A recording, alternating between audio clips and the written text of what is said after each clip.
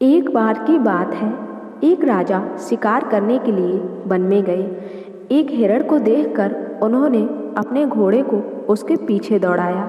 हिरण का पीछा करते हुए उनके बाकी के साथी उनसे पीछे ही रह गए। राजा दूर एक ऐसे जंगल में पहुंच गए जहां मीलों तक पानी नहीं था।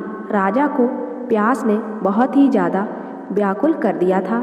जब राजा और कुछ आगे बढ़े तो उन्हें एक किसान की झोपड़ी दिखाई दी। राजा दौड़कर झोपड़ी के पास गए, जहां उस पर झोपड़ी के पास 8-9 साल की कन्या खेल रही थी। राजा ने उस कन्या से कहा, बेटी शीघ्र ही एक गिलास जल लाओ, मुझे बहुत जोर से प्यास लगी है।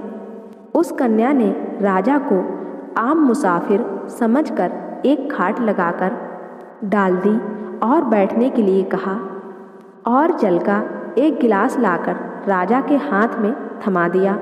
राजा ने देखा कि पानी में तिनके पड़े हुए हैं, जिनको देखकर राजा को बहुत क्रोध आया और उसी आवेश में आकर उस कन्या से कहने लगे कि तुम्हारे पिता कहाँ हैं।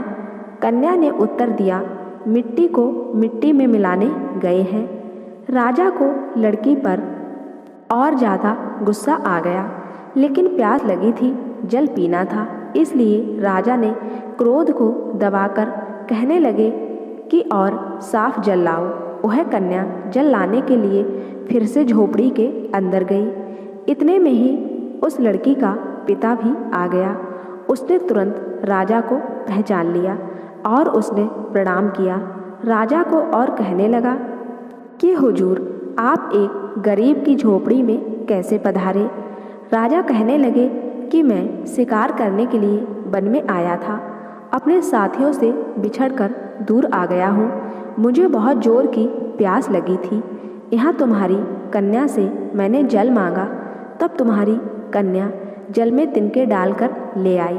जब मैंने तुम्हारे बारे में पूछा तो उसने कहा कि मिट्टी को मिट्टी में मिलाने गए हैं।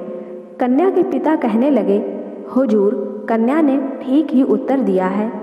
एक सज्जन के बच्चे की मौत हो गई थी, हम उसके शरीर को मिट्टी में दबाने गए थे। इतने में वो कन्या भी जल का गिलास लेकर आ गई। किसान ने पूछा, बेटी तुमने राजा को अच्छा जल क्यों नहीं दिया। कन्या ने उत्तर दिया, पिताजी, राजा धूप की तेजी में भागते हुए आए थे, सारे शरीर से पसीना छूट रहा था। यदि आते ही जल पिला दिया जाता तो वो जल गर्म और ठंडे की वजह से राजा को नुकसान हो सकता था। मैं इनके लिए मना तो नहीं कर सकी, लेकिन जल में तिनके डालकर ले आई ताकि राजा कुछ समय तक जल ना पी सके। राजा कन्या की चतुराई को देखकर बहुत प्रसन्न हुए और अपने गले से बहुमूल्य हीरों का हार उस कन्या के गले में डाल दिया। उनको हमेशा हमेशा के लिए गरीबी के दुखों से छुड़ा दिया। जब यहाँ का राजा भी प्रसन्न होकर यहाँ के दुखों से हमें छुड़ा देता है तो फिर परम पिता परमात्मा राजी हो जाएं, तो फिर किसकी समर्थ है जो हमको किसी प्रकार का कष्ट दे सके। लेकिन परमात्मा को प्रसन्न करने के लिए सच्चे प्रेम की आवश्यकता है। अनेक जप तप योग यज्ञ करने से परमात्मा में स्नेह नहीं हो सकता है।